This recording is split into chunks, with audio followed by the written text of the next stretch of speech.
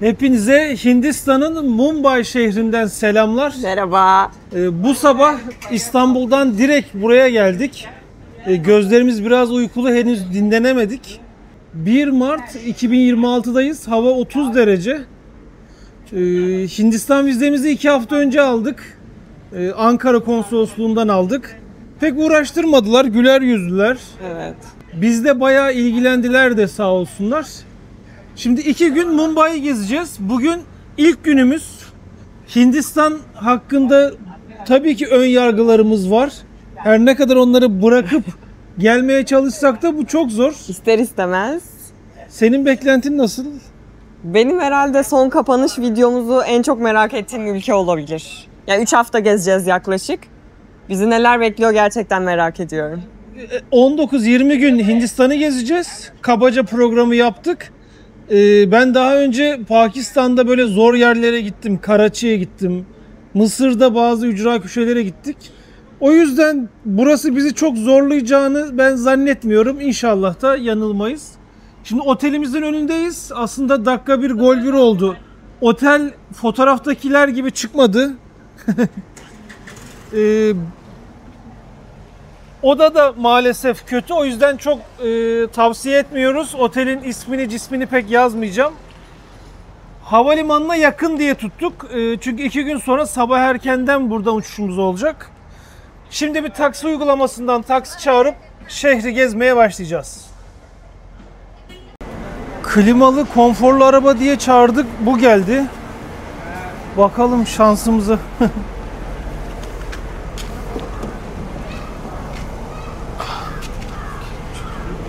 Hadi ben de arkaya geleyim.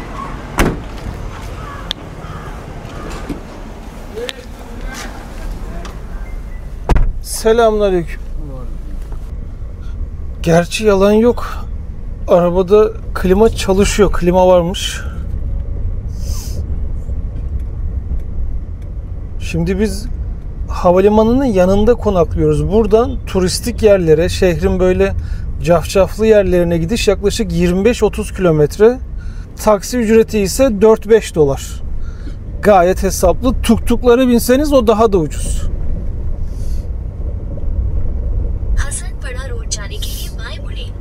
Bu arada birçok taksi uygulaması Hindistan'da çalışıyor. Hangisi ucuzsa ondan çağırabilirsiniz.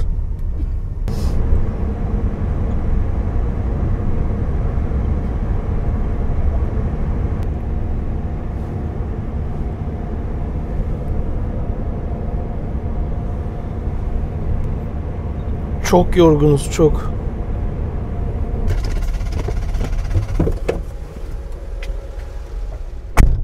Arabamız bozuldu.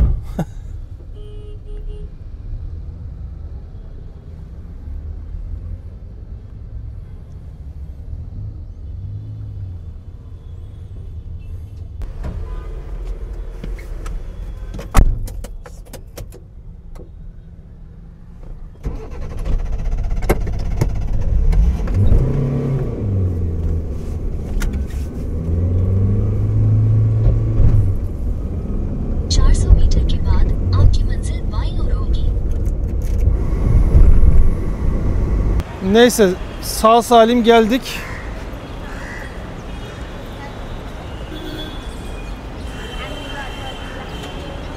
Bulunduğumuz yerin adı Kolaba. Kolaba bölgesi.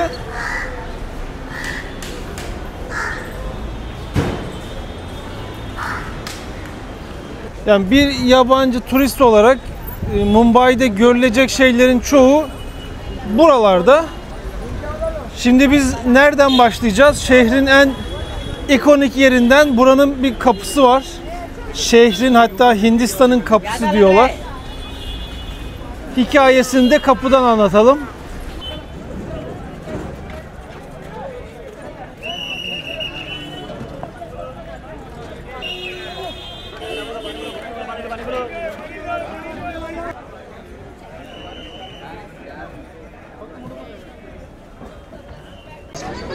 ...1924'te yapılan Hindistan'ın Arap Denizi'ne açılan kapısı. Tabii kimler yapmış burayı? İngilizler. 1948'de Hindistan bağımsızlığını kazandığında bu kapıdan giren İngilizler yine bu kapıdan ülkeden ayrılmışlar. Ama onları böyle uğurlayarak buradan göndermişler. Hani anladığım kadarıyla böyle bir savaş halinde değil de düzgün bir şekilde. Karşıda gördüğünüz otel ise şehrin belki de en önemli oteli. Taç Mahal Palace, yani Taç Mahal Sarayı. Buranın içine de bir gireceğiz. Görenler bizle fotoğraf çektirmek istiyorlar. Biz de şaşkınız. Nice. Yine mi? Allah Allah. Benim de onlarla olsun.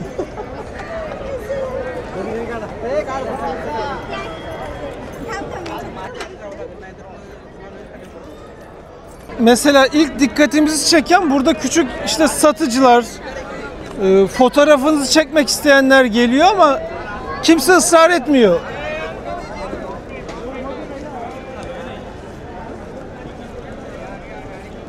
Ve ilk gördüğümüz şey yerli turist çok fazla.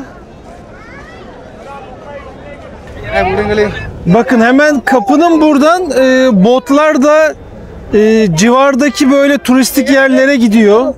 Onlardan biri de Fil Mağarası. Ama biz oraya gitmeyeceğiz. Çok öyle özel bir yer değil. Hindistan'da çok daha güzel yerleri göreceğiz. Mumbai eskiden 7 adadan oluşuyormuş. İngilizler bu ada aralarını birleştirip şimdiki Mumbai'yi yapmışlar. Şehir sokak yemekleriyle de ünlü ama gerçi Hindistan'ın kendisi de zaten sokak yemekleriyle meşhur. Sosyal medyadan çok biliyoruz. Ama biz ilk günlerden sokak yemeklerini yemeyeceğiz.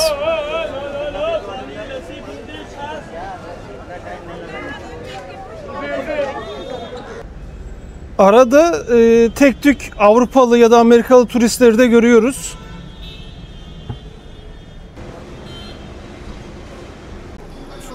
Otelin içine bir bakalım. Şimdi burayı 1903 yılında bir Hintli sanayici iş adamı yaptırmış.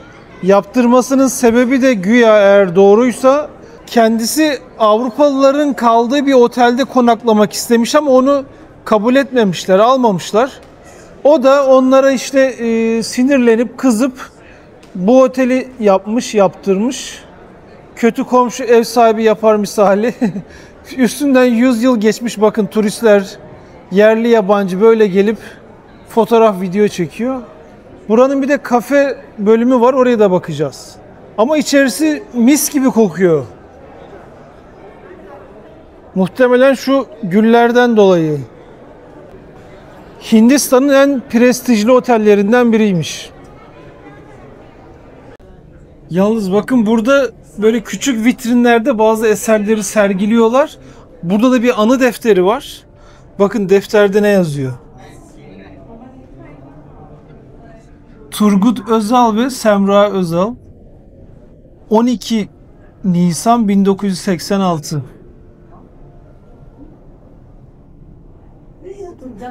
Ve bu sayfa burada açık. İlginç. Otel böyle tam hani eski dönemleri anlatan filmler olur ya.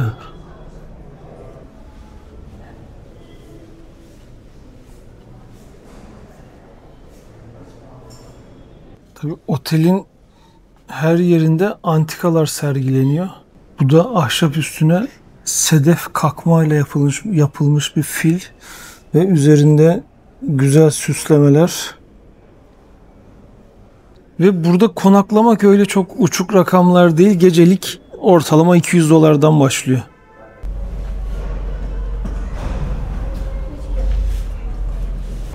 Mumbai'ye gelirsiniz, hani bu otelde bile bence kalınabilir, öyle çok pahalı değil.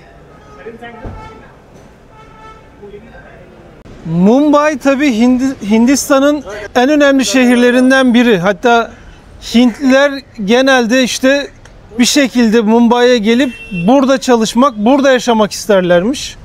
Hatta Bollywood yıldızları da yine bu bölgede yaşıyor. Onunla övünüyorlar. Hani Bollywood yıldızları da burada yaşıyor diye. Şimdi oralara da gideceğiz ama aslında hani çok da öyle bir yıldızın yaşayacağı yerler gibi görünmüyor da işte. Onlar bununla övünüyorlar. Bindiğimiz takside de mesela direksiyon sağdaydı. Bu nereden geliyor?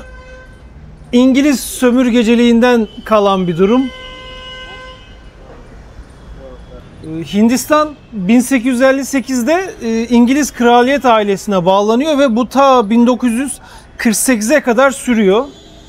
Sonra da işte o gösterdiğimiz kapıdan İngilizleri uğurluyorlar. Bunu yapan kim, bu başarıyı elde eden? Gandhi. Ama Gandhi bunu nasıl yapıyor? Savaşarak yapmıyor. İşte masada oturarak, belki pazarlıkla ama işte iletişim gücünü kullanarak bir şekilde Hindistan'a bağımsızlığını kazandırıyor. O yüzden hani Gandhi'nin felsefesi hep böyle önemli derler.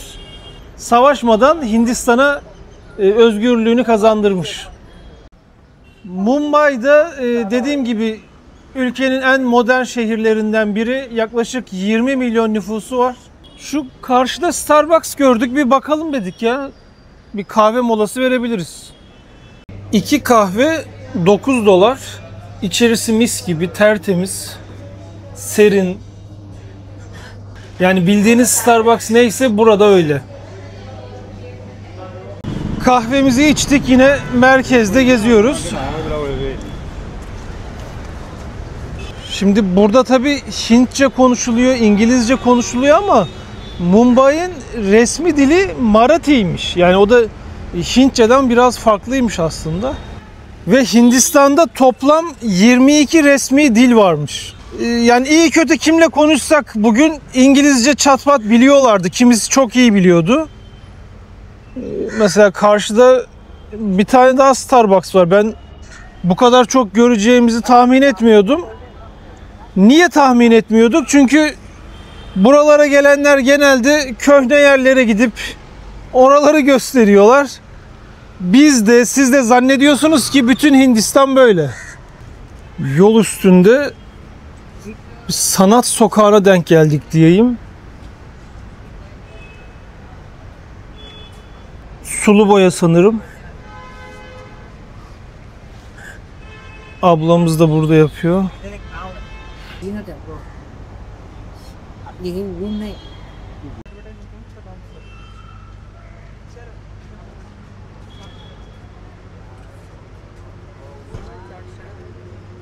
Biz rastgele burayı bulduk. Bakın üstte yazıyor Cihangir. Cihangir Art Galeri. İçeride güzel eserler vardı ama fotoğraf ve video yasaktı, o yüzden gösteremedik.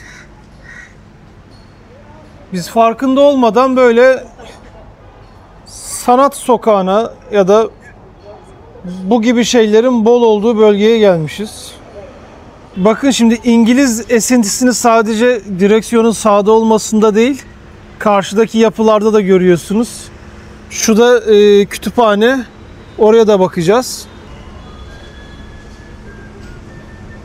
Kütüphaneye maalesef giremiyoruz çünkü çalışma var. Burada hep lüks arabalar görüyoruz ya, ülkenin diğer kısımlarında bu kadar böyle Avrupa'dan arabalar göremeyebilirsiniz diyorlar. Biz hala Kolaba bölgesinde gezmeye devam ediyoruz. Burada alışveriş caddesindeyiz. Bu arada Hindistan'ın hava kirliliği aslında meşhurdur. Şu an Mumbai'deki hava normalden çok daha fazla temizmiş. Bunun sebebi de bu aralar burada NATO toplantıları yapılıyor. O yüzden inşaatlara ara vermişler. Durum böyle olunca hava daha temiz oluyormuş. Hindistan'daki ve Mumbai'deki hava kirliliği genelde inşaatlardan ve anız yakılmasından kaynaklıymış. Korna sesini sürekli duyuyorsunuz.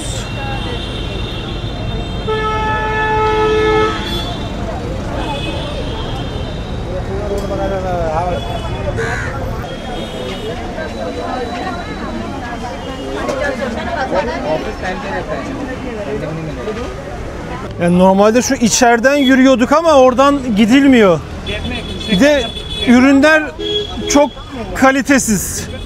Hani el sanatı bir şeyler olursa bakalım dedik ama henüz göremedik. Bakın ta şu en uçtan başlıyor böyle şuraya kadar gidiyor ve hep içten ama yürüyemiyorsunuz. İnanılmaz kalabalık. Yine girdik buraya çünkü burası gölge. Güneş hala yakıyor.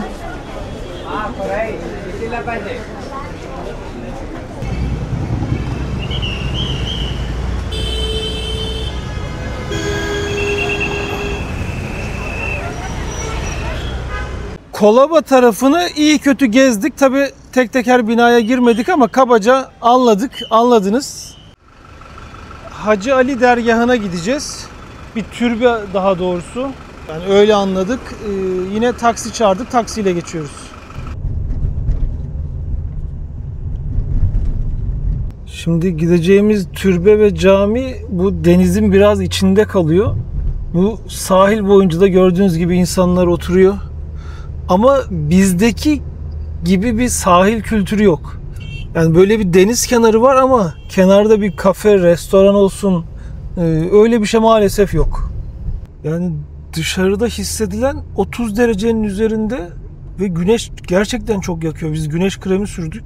Ama burada böyle gördüğünüz gibi sahil kenarında güneşin altında oturuyorlar. Hacı Ali dergahı burası. Şimdi taksiyle önüne kadar gidemiyorsunuz. Yürüyerek geçeceğiz.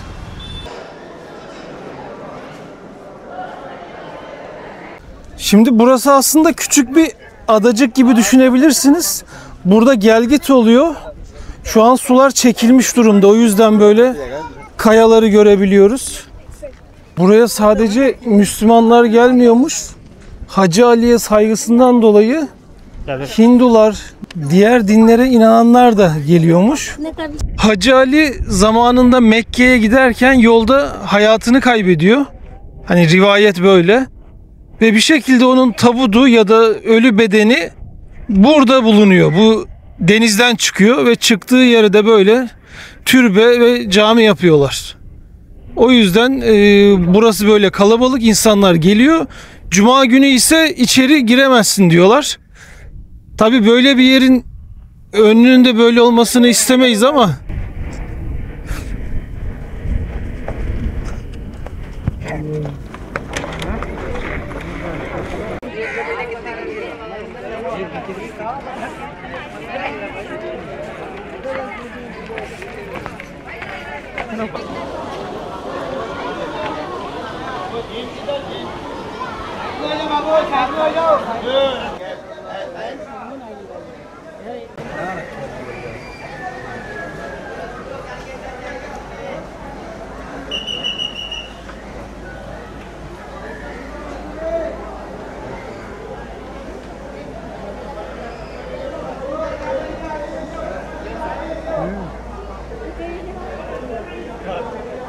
kadınlar o eşarp ya da örtü gibi şeyleri satın alıp bu adama veriyor. O da böyle örtüyor. Artık kadınlar ya dua ediyor ya da dileklerini iletiyor. Buraya para atıyorlar, dua ediyorlar.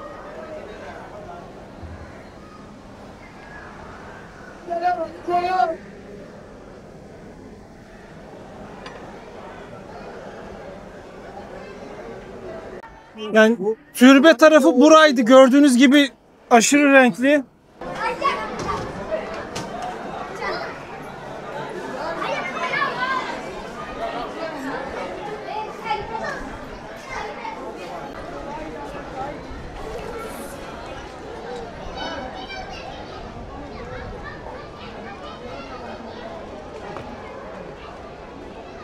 İnsanlar öylesine dolanıyor, orada suya gidiyor. Yani aslında buradan bakınca hiç albenili bir şey yok orada ama daha önce gittiğimiz türbe ya da camilerle hiç ilgisi yok. Ben hani bu kadar süslenmiş led ışıklarla her tarafı donatılmış bir türbe hiç görmemiştim. Yani doğruyu söylemek gerekirse içeri girince de hiç manevi bir şey hissetmedim. Çok böyle curcuna var. Etrafı da görüyorsunuz. Ama gelmişken burayı da görelim dedik. Denizin ortasında bir türbe, bir cami hikayesi de var.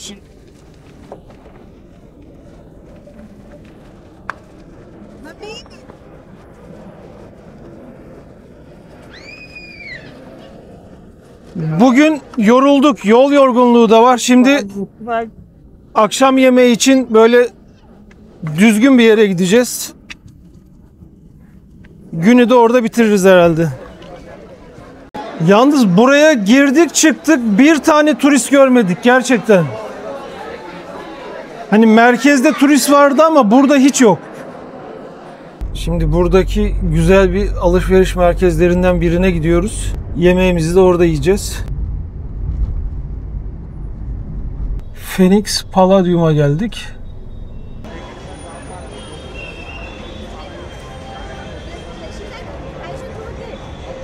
İçerideki insan profili direkt değişti.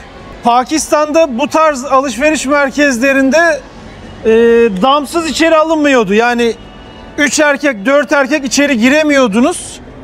Burada da öyle bir şey olabilir çünkü profil direkt değişti.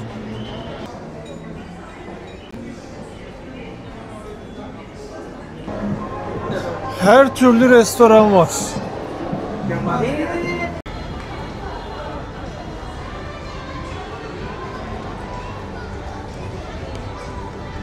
Avrupa'da gittiğimiz birçok alışveriş yerinden daha iyi diyebiliriz.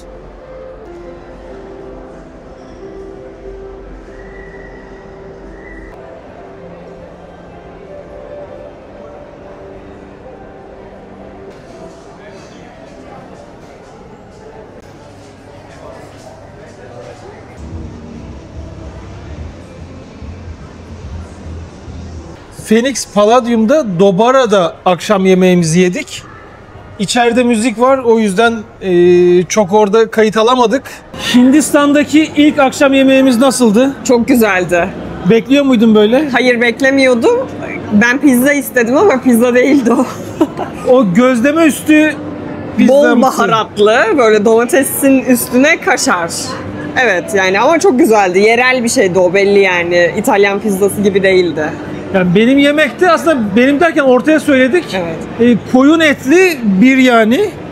Çok güzel. Ben çok az acılı olsun dedim ama tabii Çok yani acılıydı. evlere şenlik. Yani acı şöyle acı. Ya yemeğin tadını bozacak kadar acı. Hani artık tadını almıyorsun yemeğin. O kadar acıya da gerek yok ki ben acıyı severim. Ama tabii yine de yedik. Ağzımız, gözümüz, dudaklarımız yana yana. Acı istemiyoruz diyeceğiz bir daha Evet, sipariş bunu verirken. öğrenmiş olduk. Bundan sonra acısız diyeceğiz. Çünkü o zaman az acılı geliyormuş yani. Onu anladık. Yemek tabii şimdi Mumbai'nin en popüler yerlerinden birinde bir restoranda yedik. Otelden yüzümüz gülmedi, bari akşam yemeğini düzgün yiyelim dedik. Bu kadar yorgunluğun üstüne yine espriler. Yine aslında Türkiye'ye göre kabul edilebilir. Yaklaşık 25 dolar 2 kişi. Ama Hindistan için kesinlikle pahalı. Ama arada akşamları böyle yapılabilir tabii. Ekmek inanılmaz lezzetliydi ya. Ay o çok güzeldi. Bu Katmer, bizim o katmerlere benziyordu. Çok güzeldi. yani o ekmekten bundan sonra söyleriz. Bugünü çok dolu geçirdik. Sabah 6'da uçaktan inip güne başladık. Şu an saat akşam 8-8.30 ki biz hala biraz daha devam edip otele geçeceğiz. Doğruyu söyleyin. İlk beklentine göre, ön yargına göre nasıldı? Ön yargılarıma göre çok iyiydi. Yani ben gerçekten daha kötü durumda bir ülke bekliyordum ama tabii ki biz büyük şehrindeyiz. Ben o yüzden kesin konuşmak istemiyorum. Erken konuşmak istemiyorum. Ama kafam çok karışık. Yani o türbe, cami apayrı bir yerdi. İnsanların kayalarda öyle takılması sürü halinde ilginç. O çok ilginçti. Sonra yürürken tesadüfen karşımıza çıkan o sanat sokağı, sokakta resim yapan Hintli amcalar. Yani kafam çok karışık. Yani benim tahmin ettiğim gibi oluyor. O da şöyle: eğer Mısır'a, Pakistan'a gittiyseniz Hindistan bence sizi yormaz. Ben öyle düşünüyorum. Tabii ki ilk günden bu Evet. anlaşılmaz. Ama genel olarak beklentim o yönde. Bugün ise yani gayet çok rahat gezdik. Konforluydu. Taksi ucuz. Hindistan'da ilk günümüz çok güzel geçti. Yarınki videomuzdan devam etsinler, değil mi? Görüşmek üzere.